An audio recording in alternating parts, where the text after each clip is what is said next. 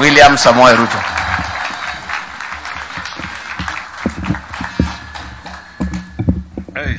Asanteni sana. Tafadhali tuketi chini. Viongozi wetu wa kanisa, maaskofu mlio hapa,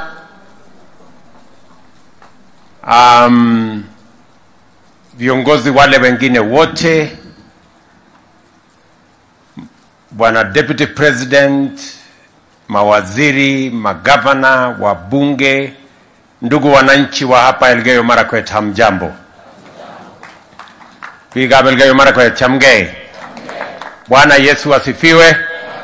Tumsifu Yesu Kristo. Hebu tusalimiane hivyo. Bwana Yesu asifiwe. Kwanza mimi nataka nichukue nafasi hii nimshukuru Mungu kwa kutupatia nafasi hii ya kipekee tufike hapa Iten ili tuungane sisi wote kwa ibada hii ya muhimu, ibada ya shukrani kwa sababu ya yale Mungu ametufanyia kutoka kwa uchaguzi na kwa mwaka mmoja ambayo imepita. Asanteni sana viongozi wetu wa sehemu hii na asanteni sana maaskofu wetu kwa kutuandalia hii ibada ya shukurani. Tunawashukuru sana watu wa Elgeyo Marakwet kwa kusimama na sisi, kwa kura zenu na kwa kutuombea. Mimi nataka nirudie kwa niaba ya sote sisi ambayo tulipata nafasi ya uongozi, kutoka MCAs wetu, wabunge wetu, governor, senator, Rigiji, mimi, sisi wote, kwenu watu wa Elgeyo Marakwet tunasema asante sana. Big up Elgeyo Marakwet, kamwa ale gongoi missing. Ale gogase? Ale hii? Ale gongoi missing. Na kwa sababu tumekuwa na nafasi hiyo, kuna mambo tulikubaliana na nyinyi tuyashughulikie kama njia ya kubadilisha na kurekebisha na kuendeleza taifa letu la Kenya. Mimi nawashukuru sana kwa sababu nyinyi ni wakulima na mumefanya bidii kubwa sana ajabu. Nawaambia watu wa Elgeyo Marakwet, Uasin Gishu County hapa, county zetu Bungoma, Kitale na sehemu zingine za Kenya, asanteni sana kwa kutusaidia kuzalisha chakula katika taifa letu la Kenya. Tulikubaliana na nyinyi ya kwamba tutakuwa na collaboration ya national government, county government na wakulima. Hatua yetu ya kwanza ikakuwa ni ya kupunguza gharama ya mbolea. Na mimi nashukuru sana kupitia kwa barabara hiyo tumezalisha chakula kuzidi ile tulizalisha mwaka uliopita. Mwaka huu tena tumeweka mpango kamili. Mbali na kupunguza gharama ya mbolea, pia mwaka huu tunataka kuongeza pesa katika shirika la Agricultural Finance Corporation, AFC. Tunataka kuongeza pale pesa ndio wakulima wapate mikopo ya riba ya chini waweze kuzalisha chakula zaidi. Na mbali na kufanya hiyo kazi, pia tumeweka mpango ya mechanization. Tuwe na mpango ambayo itasaidia wakulima wetu, badala ya kutumia majembe na kutumia mifugo ndume na zingine, tuwe na program ya kuhakikisha ya kwamba tuko na matingatinga, matrakta na other farm implements. Tumeweka mpango hiyo, taratibu hiyo tayari.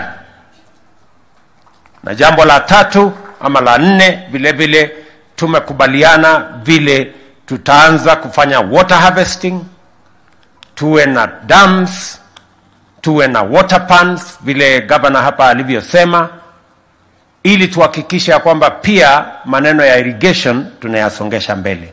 So we have a comprehensive plan we are implementing to make sure that food security, tunahakikisha kwamba tuko na chakula ya kutosha Kenya, tufukuze aibu ya njaa na tupunguze ile pesa tunatumia kuagiza chakula kutoka nje. Nyinyi mnajua ya kwamba tunatumia karibu bilioni 500 kila mwaka kuagiza chakula. Edible oil, mahindi, ngano, mchele na chakula zingine. Na ndio tumesema ili kuhakikisha ya kwamba tuko na food security, tuko na chakula ya kutosha, we must have a comprehensive plan like the one we put together in our manifesto, and we are implementing meticulously that plan tuhakikishe ya kwamba tunazalisha chakula.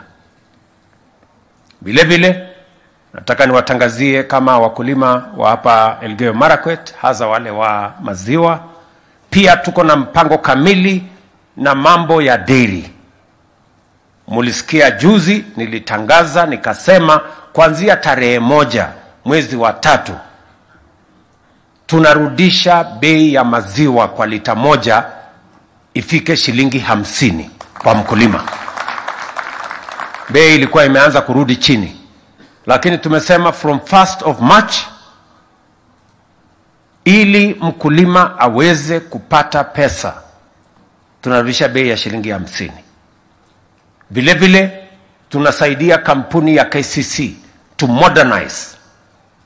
Nilienda India, tukakubaliana, tukapata pesa karibu bilioni 37 ya modernization ya our agricultural sector. So hiyo mpango iko mbele na tunataka tuhakikisha kwamba Kenya yetu tunazalisha chakula ya kutosha, and we reduce our food import bill from 500. By God's grace, in 5 years, we want to bring it down by half, and in 10 years, we want to eliminate the importation of any food items in Kenya, because we want to grow it here at home. Na mimi nawashukuru sana wakulima wa hapa Elgeyo Marakwet kwa sababu nyinyi mko mstari wa mbele katika hiyo majukumu na katika kuzalisha chakula. Vile vile tulikubaliana na nyinyi ya kwamba tutahakikisha ya kwamba watoto wetu wote wanasoma.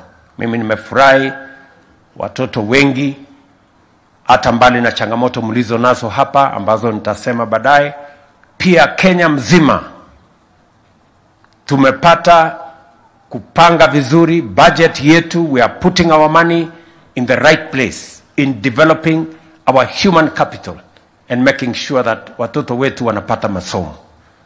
Tumeajiri walimu wapya 56,000 katika taifa letu la Kenya.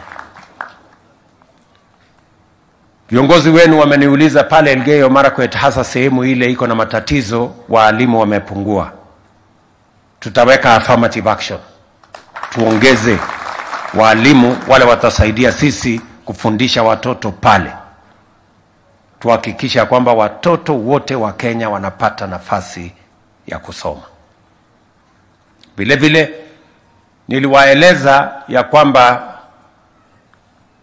mambo ya Wakenya wengi walikuwa wameingizwa kwenye CRB, hawakuweza kusonga mbele. Niliwaambia CRB nitatoa Wakenya karibu milioni 7. Tumetoa kila mtu kwa CRB, kila mtu sasa hako kwa Hustler Fund.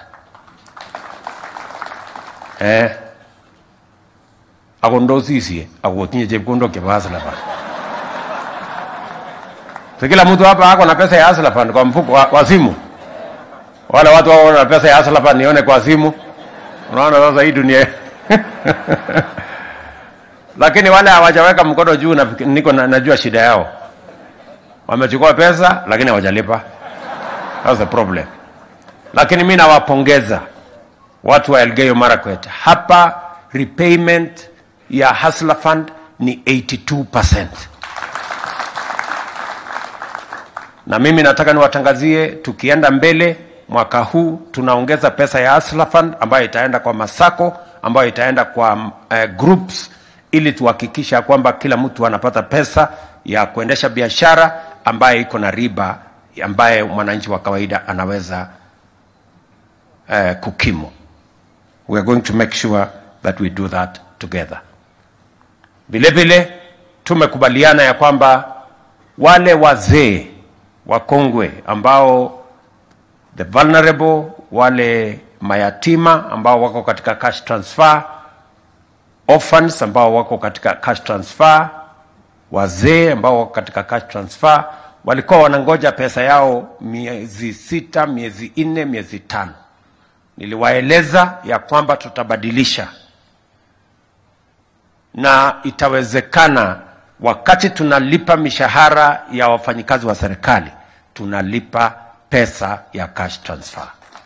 Kuanzia mwezi huu, mbali na kulipa kila mwezi, pia tumeanza kulipa sasa kwa M-Pesa. Wewe utakuwa nyumbani, hakuna haja ya kuja kupiga foleni mahali popote, utakutana na pesa yako kwa simu kule nyumbani. Watu wengi walikuwa wanakuja hapa Iten, wanapiga foleni, wanalala hapa, wanatumia pesa nyingi kuja mpaka Iten kuja kutafuta hiyo pesa.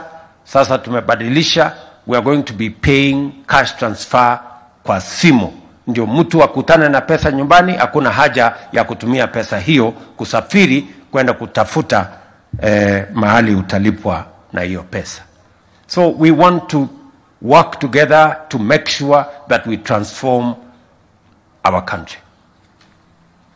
Vile viongozi wa hapa wamesema, nimekutana na wao jana, tumeongea mambo ya hapa kaunti yenu na tumekubaliana vile kaunti yenu itasonga mbele. Tumekubaliana mambo ya barabara hizo zote, kuna vile tumekubaliana na wao. Tumekubaliana mambo ya maji.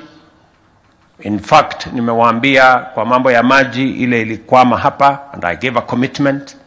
Niliongea na waziri, ama sio waziri, niliongea na rais wa kule Italy ambaye walikuwa ndio waegezaji wetu, na nimekubali nitaenda na governor wenu hapa na governor wa Nakuru mwezi huu. Naenda kule Italy kwenda kumalizana na hiyo kazi. Kwa hivyo nitaenda na huyu governor wenu, ndio atanibebea ile mfuko ya maneno, makaratasi ya kwenda kusaini huko na governor wa Nakuru, kwa sababu tunataka kumalizana na dam ya Itare na dam ya Aror hapa. Tuhakikisha kwamba sehemu hiyo inasonga mbele. Tumekubaliana na wao maneno yale mengine. Mambo ya Kerio Valley tumekubaliana nao. Mambo ya amani, mimi I gave a commitment. Nilisema hii ndio serikali tutamaliza mambo ya banditry hapa chini. Niliwapatia wale wakora notice. Ni wajeuri kiasi kwa sababu wamehangaika hapo 40 years. Lakini I want to commit to you and I want to tell you, Waziri Kindiki, Waziri Duale, Chief of General Staff Bwana Ogola, IG, wote walikuwa hapa juzi. Tumepanga, nimeweka pesa ya kutengeneza mashule, pesa ya kutengeneza barabara, pesa ya kutengeneza bridges, kuhakikisha ya kwamba watoto wetu wote katika sehemu hiyo na wananchi katika sehemu hiyo wanapata usalama. Haya maneno madogo madogo mnaona ni the last kicks of a dying horse. Hii ni maneno ya mwisho. Haya mnasikia bado wanaendelea hapa. Mimi nataka niwaeleze ya kwamba tutamalizana na mambo ya banditry katika sehemu hii. And the people of Kerio Valley, from Baringo, Samburu, Elgeyo Marakwet, to West Pokot, to Turkana, we are going to have peace in this valley. That is the commitment of my administration, and I intend to make sure that I discharge that commitment. Ni kitu imehangaisha hii nchi kwa miaka mingi, lakini there is an end to it in sight. Hii kitu tutamalizana nayo. Tayari tuko na wanajeshi nimeweka hapa, na hawa wanajeshi hawatoki mpaka hii dunia kuwe na usalama. We are moving the military here permanent. In fact, najenga kampi kubwa ya jeshi hapa. Training ya jeshi ambayo inaendelea hapa Moi Barracks tutahamisha iende kufanyia huko.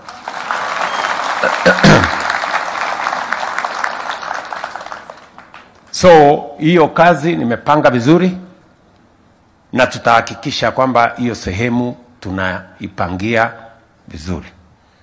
Niliambia taifa letu ya kwamba we are modernizing the equipment our police and security men are using. I committed last year that we are going to invest in modern equipment for our security agencies, especially our police. I want to announce now that from next week that equipment will be available. And we are going to deal with insecurity in Kenya firmly and conclusively. Msikie yale mambo waziri alisema, bunduki si ya kuchunga ng'ombe ama kuchunga buzi. Bunduki ni ya serikali kuweka amani. So wananchi wale wote katika hii dunia hapa chini, wale mko na bunduki zenu, tafadhali msikuje kulalamika baadaye. Bunduki rejesha kwa serikali, sisi tutaweka usalama sehemu ile. Na hatutaki kulaumiana ati ni jamii hii ni jamii ile. Tutaweka usawa kwa jamii zote kwa sababu tunataka amani. We're going to make sure that all the communities in the Kerio Valley tunawaunganisha, wawe wote wanaongea lugha moja ya amani. So tumeongea na metumana CDF, IG, metumana hawa Pokot, metumana hawa all the other counties so that we can move together as one nation. So kuna kazi vile nimepanga na vile itafanyika. Nimesikia viongozi wenu Kangoko hapo anasema fanya hii leo, fanya hii leo. Hapana. Wewe kunifundisha hii kazi mimi I know what to do. So I will do it in the way that I have planned so that we can get insecurity out of Elgeyo Marakwet, out of Kerio Valley. Ile kitu mimi nakubaliana na nyinyi ni kwamba tutakuwa na sub-county ya Kerio Valley. Na vile vile tutakuwa na sub-county ya Koloa. Na nimeshaeleza Professor Kindiki ya kwamba those sub-counties must be operationalized in the next 90 days so that they are functional. Pia tumekubaliana na viongozi IG, tumekubaliana na CDF how to deploy the security agencies. Hakuna haja ya security agencies kukaa kwa maduka. Wataenda in strategic locations along the river, ndio watu waweze kuendelea na biashara zao in other areas. So we have agreed on a plan on how that will happen. So the commitment I want to make to you is that we are going to make sure that Kerio Valley is peaceful, our children are going to school, and citizens are going about their business without kuangaishwa na watu wachache.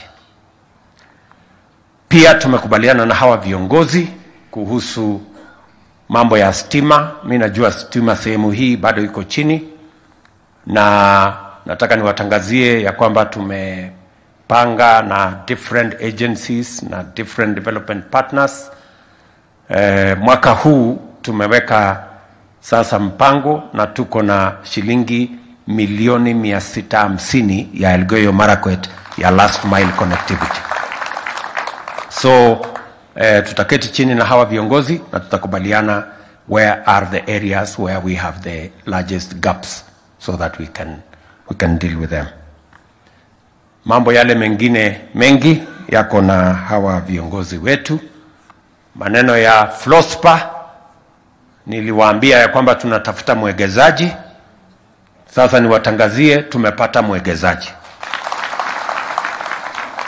Na ametuambia atakuja kuweka investment ya 4.8 billion katika Flospa pale. Nimesikia vile vile mnataka pesa ya compensation. So umoja so mwa waoleja, umoja investor ana umoja compensation. Ana umoja toll. Ongiga ngole ngele magbeljindos kurokon kochanga. Chenge sukola jage. So wacha nitafuatana na hawa viongozi wenu ndio nitajua vile hiyo compensation vile itakaa, lakini ya kwanza ni tulete investor, si ndio? Aanze pale, hawa vijana kwanza tuwapange na ajira, alafu hiyo mambo ya compensation ni kati yangu mimi na nyinyi, nitapagana na nyinyi. Tunaelewana? So there are just a few items na nitamwambia county government what they need to do to sign hiyo contract, huyo investor akuje pale, tuendelee na biashara, kwa sababu ndio njia moja ya kuweka rasilimali katika taifa letu la Kenya na kujenga utajiri county hii na katika taifa letu la Kenya. Vile vile mambo ya mazingira, hii county ilikuwa karibu 38% coverage ya forest, imeenda chini by 10%, almost 29. Mimi nataka, na mzuri waziri Nakhumicha ako hapa, yeye ndiye anaongoza harakati hiyo katika county hii yako ya Elgeyo Marakwet, tashikana na hawa viongozi. It is now our plan, tuko na Kaptagat forest, tuko na Elgeyo forest, tuko na Cherangany forest, ngambo ile Cherangany hills. Hizo forest tatu, we want to make sure that we have a clear program on how we are going to ensure that we conserve, lakini vile vile tuwe na ile mpango ya 15 billion trees kila sehemu ya Elgeyo Marakwet tupande miti. So tutakubaliana na nyinyi, nimemobilize vijana wa NYS na wale wengine, Kenya Forest Service, KWS, wanajeshi wetu wanatusaidia kuweka miche ndio tuweze kuendelea na hiyo kazi. Na wakati tunafanya hivyo, vile vile tuchunge mambo ya escarpment. Watu wengi mulisikia hapa kulikuwa na cutline ya Spencer. Pale chini nilienda Embobut, tulikubaliana chini watu wote wahamie chini ya barabara. So nataka tuheshimu hiyo. Na mimi nataka our forest department and everybody else, we work together.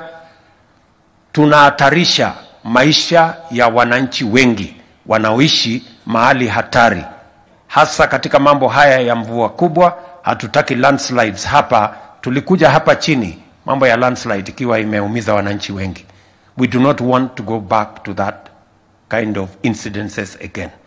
Mimi nawauliza ninyi nyote, mahali umeambiwa cutline ni hapa, usikue mjuaji, usikue mjeuri, fuata ile tumekueleza, kwa sababu tunajali maisha ya wananchi.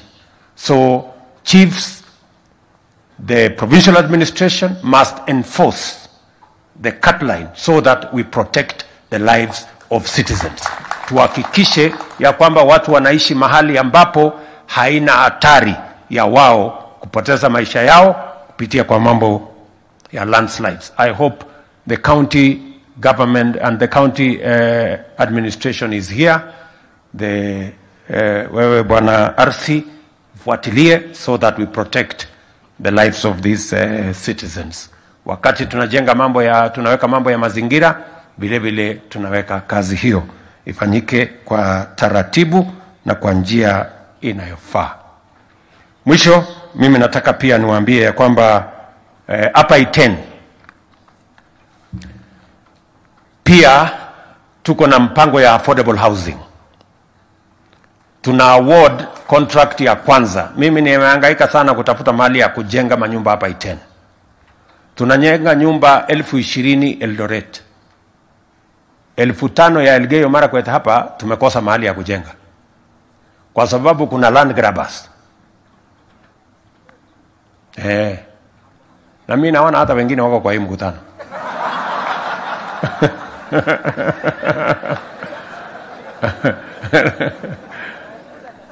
Hii town ya Elgeyo Marakwet ni street moja, kwa sababu ile shamba yote ya serikali hapa imenyakuliwa na watu binafsi. Sasa mnisikie vizuri.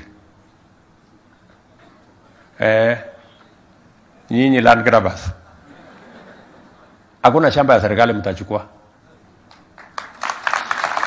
Mimi nakuja kufence shamba yote ya serikali. Wewe title kama ulipatiwa kwa njia ya mkato ama njia ya kona, sasa hiyo ni mambo yako.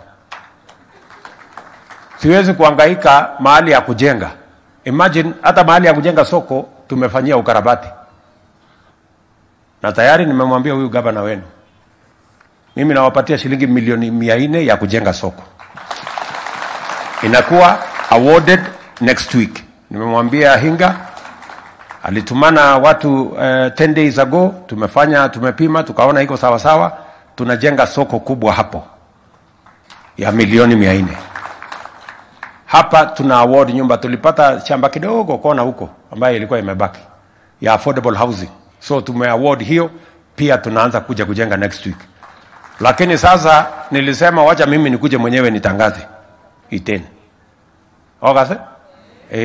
Aja. Si anyalila jengo loteje asiko kwama ni Iten, ko kwama na Elgeyo Marakwet. Ako biik somok ang'wan mut? Bana wezekana hiyo. So hii mashamba yote hapa Bwana RC utafanya kazi na watu ya Ministry of Lands, shamba yote ya serikali. Tuambie wale watu wamekalia, tembea. Ndio nipate nafasi ya kuja kujenga vifaa ya serikali hapa Iten. Ananoma kitayano?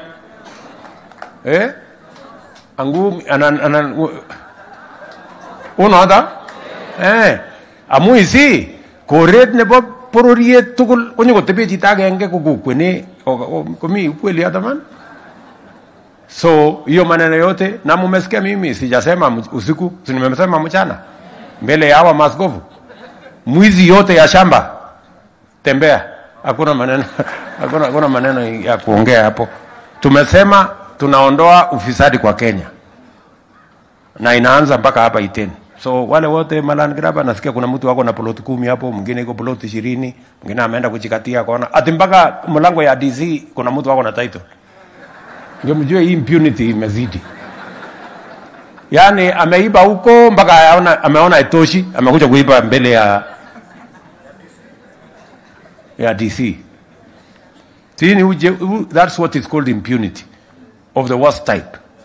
So lazima tupambane na hawa. So mambo ya Iten, mimi nakubaliana na nyinyi. Kuna wananchi pia wali exchange mashamba yao na wakaambiwa watapatiwa mashamba ya serikali. Kuna wengine hawajapata, pia na wao tutawashughulikia. Mahali kulikuwa na exchange, we will make sure that kama ulitoa shamba yako na ukaahidiwa shamba ya serikali, tutakupatia hiyo shamba ya serikali, ama tukulipe pesa ambayo inatoshana na ile shamba ambayo. Na tuko na ardhi nyingi, tuko na mashule mingi iko kwa matatizo ya msitu na mali ingine. Hiyo pia tumekubaliana kama cabinet ya kwamba we will exercise areas where schools are in forest, ndio mashule iweze kuendelea na tuweze kwenda mbele sisi wote. So we will balance all the issues, especially on matters that are of a public nature. Hapa Jebara, nashukuru watu wa Elgeyo Marakwet, mlitoa maji, tukapeleka maji kule Eldoret. Kulikuwa na mashule ijengwe hapo, ilishajengwa, lakini kukatokea na maneno. Nimeita wale wahusika wote na nimewaambia tunaenda namna hii. So kesho au yo Baron. So kesho tutakuwa na watu wa NYS, nimewapatia 90 days kumalisha hiyo ujenzi ya hiyo mashule. Primary school iwe complete, secondary school ya vijana iwe complete, secondary school ya wasichana iwe complete. 90 days nikuje ni handover, muendelee na shule. Mimi nitaenda kuongea na wale wako na madeni huko, nitaenda kupangana baadaye. Unaona? Wako shine. So mheshimiwa na bagorana ta bwana Toroitich, mje imi yun mutaya asubuhi mobilize big avenue ni kote school kotar matebenen ji siling ane na uni je kondo kitare asubuhi. So hiyo maneno tumemalizana namna hiyo. Vile tumekubaliana mambo ya stadium yenu ya Kamarin hapa. Tulikuwa tumeambiwa mbeleni ya kwamba hapo iko altitude ya juu zaidi, pengine iko na matatizo namna hii. lakini imetokea utafiti ingine, sasa tumeweka pesa ya kujenga Kamarin, na vile vile kiwanja hii ya Baraka hii ya hapa tumesema pia hii itengenezwe na itengenezwe pia katika hali ambayo inaweza kutumika na watu wa town ya Iten. Mahali ya kupumzika, iwekwe garden mzuri, iwekwe nini mzuri, na ibakishe sehemu kidogo ya sisi kufanyia mkutano. Ndio changanyike hapo ndani. So mtapanga vile kazi hiyo itaendelea. Tuko na shughuli nyingine, tuko na mambo mengine mengi ambayo ningesema, lakini mengi tumeongea na viongozi wenu. Ogogi goshine ulewete toitai baisioni ile kazi yote ya sehemu hii. Mimi nataka nimalizie kwa kuambia watu wa Elgeyo Marakwet, asanteni sana kwa ile shughuli mnaendelea kufanya. Gavana wenu ni mtu ananisumbua sana kila wakati kuja kunihangaisha. Hata hii County Aggregation and Industrial Park nimekubali, tutaweka pesa kidogo ya kusaidia nyinyi kununua hiyo ardhi. County government itaweka pesa kidogo, na alafu tumekubaliana vile tutajenga hiyo County Aggregation and Industrial Park. Kipsoen hapa TTI nimekubali pia tufanyie maneno ndio iweze kuwa National University, National Polytechnic, kwa sababu wanafunzi pale wamekuwa wengi na ni mahali pazuri ambapo tunaweza kuinua. So tutafanya processes ile iko, na nyinyi mtekeleze sehemu yenu. Mwisho, kazi zile zingine zote tutashirikiana pamoja na nyinyi. Mimi tu nataka niwahakikishie hii mambo yote tunafanya ya Kenya, the transformation of our country. I want to promise the people of Kenya that the transformation of our country is not going to be delayed, is not going to be derailed, is not going to be sabotaged by incompetence of leaders or vested interests of people who want Kenya to be status quo, the beneficiaries of what is going on, or is not going to be damaged by corruption. We are going to be firm, we are going to be clear, we are going to be decisive. Because for far too long, Kenya has been held hostage by incompetence, vested interests, and corruption. And I want to be very clear that going forward, it doesn't matter. We cannot keep complaining about countries that were with us, but today they are way ahead of us. We cannot continue talking about Singapore. We cannot continue talking about Malaysia. We cannot continue talking about Korea. Even as recently as China. China 30 years ago was maybe lower than Kenya. Today, they are lending to us. We cannot continue that trajectory. Kenya is a country with great potential. It is this moment in history that we are going to unlock the great potential that Kenya holds. And we are going to make the necessary decisions to provide the necessary leadership for Kenya to move forward. We are going to deal firmly with vested interests and impunity. And we are going to deal decisively with corruption in whatever shade, in whichever institution. So, nobody should threaten us. Nobody should blackmail Kenya anymore. We want to move the country forward. And we are going to ensure that Kenya moves forward. We are at a place where we have to make a decision. Statistics are there to show us.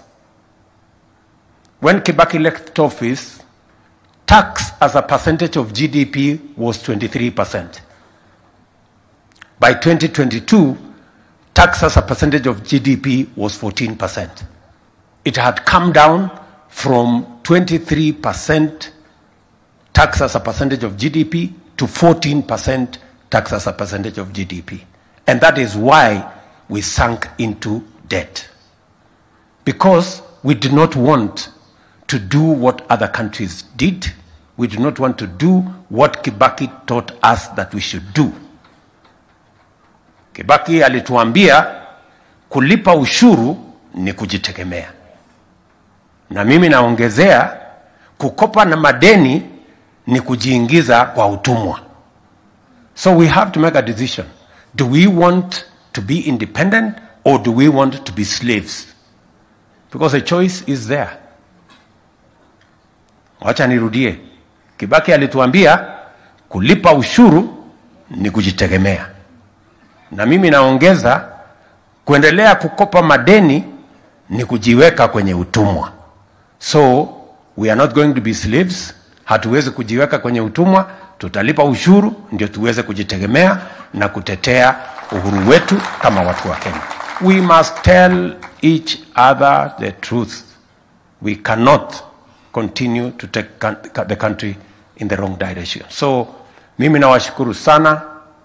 Mjue tunawapenda sana.